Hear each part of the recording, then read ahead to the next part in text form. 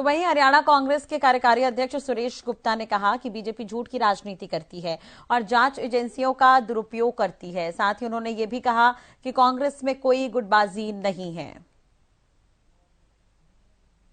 कांग्रेस के working president Suresh Gupta साहब हमारे साथ मौजूद हैं। सर गुप्ता जी, एक फरीदाबाद जमीन मामले को लेकर ईडी ने सोनिया गांधी का नाम, माफ कीजिएगा, प्रियंका गांधी का नाम जो है वो कहीं ना कहीं जांच में शामिल किया है, तो कैसे देखते हैं इस पूरे मामले की ईडी की जो कार्रवाई लगातार चल रही है उनको? देखिए, जो भाजपा की ताकत है ना देश में, एक तो धर्म की ताकत है, एक झूठ बोलने की ताकत है, और ईडी, सीबीआई और इनकम टैक्स ये ताकत है। अगर इन पांचों चीजों को छोड़ के चुनाव लड़े, देश में महंगाई कितनी है, भ्रष्टाचार कितना है, बेरोजगारी कितनी है, 13.4%, तो आंकड़े बता रहे, भी 4 दिन पहले आए हैं, तो 13.4% के हिसाब से भी अगर आप लगाओगे तो मैं ये समझता हूं लगभग 19 करोड़ लोग बेरोजगार बनते हैं। और 9.5 साल में जो मोदी जी ने वादा किया था इस देश की जनता से, इस देश के युवा से, अगर 19.5 करोड़ लोग 2 करोड़ वर्ष नौकरी देते तो 19 करोड़ लोग नौकरी लग जाते, ना तो देश में अपराध बढ़ता, ना नशाखोरी होती, और देश का युवा आज लहलाता और विदेशों में भी नहीं जाता। जो विदेशों में जा रहा है, जो 25-30 लाख रुपए, 20 लाख रुपए माँ बाप खर्च करके अपने बच्चों को विदेश भेज रहे हैं, इस देश में बेरोजगारी की वजह से भेज रहे हैं। धंधा नहीं है युवा पीढ़ी के पास। युवा पीढ़ी चिंता में है कि हम क्या करेंगे। और मैं समझता हूं राहुल गांधी जी और खड़गे जी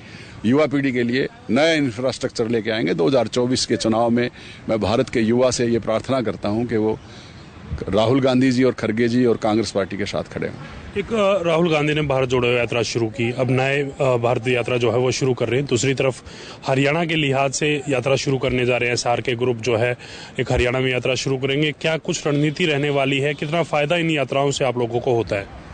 देखिए, राहुल गांधी जी ने पहले भारत जोड़ो यात्रा की, देश में मोहब्बत का पैगाम दिया, और मैं ये समझता हूँ भारत की जो ये भारत न्याय यात्रा राहुल गांधी जी के नेतृत्व में निकलेगी। 6200 किलोमीटर का सफर है, और ये समझता हूँ 14 राज्यों में जाएगी, तो निश्चित रूप से इसका फायदा होगा। और हिंदुस्तान के लोग और हिंदुस्तान की युवा पीढ़ी राहुल गांधी पे विश्वास करती है, और इस यात्रा से बदलाव आएगा।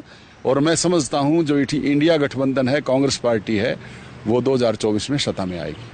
और हरियाणा में जो यात्रा निकलने वाली है, सार के गुट यात्रा निकाल रहा है, वहीं दूसरी तरफ नेता प्रतिपक्ष भूपेंद्र सिंह हुड्डा अपने अलग कार्यक्रम कर रहे हैं। संगठन को लेकर भी कहीं ना कहीं खींचतान देखने को मिलती है, आपसी मनमुटाव देखने को मिलता है। क्या दो फाड़ जो है वो कांग्रेस नजर आती है? लगातार आप लोगों पर ये आरोप लगते आए हैं।